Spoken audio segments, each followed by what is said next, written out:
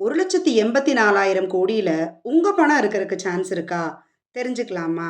1 year வரைக்கும் எந்த டிரான்சாக்ஷனும் பண்ணலைன்னா, நம்ம பேங்க் அக்கவுண்ட் இன்ஆக்டிவா இருக்கும்.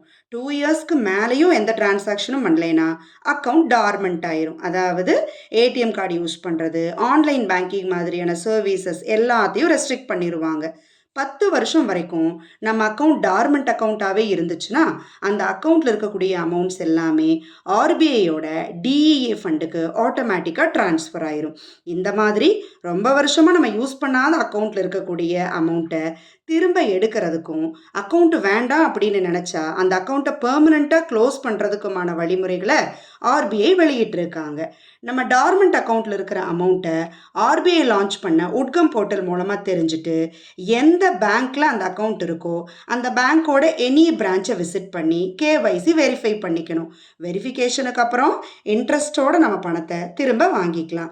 இப்போ வரைக்கும் பேங்க்ல 1,84,000 கோடி அன்கிளைம்டு ஃபண்ட் இருக்குன்னு சென்ட்ரல் கவர்மெண்ட் சொல்லியிருக்காங்க.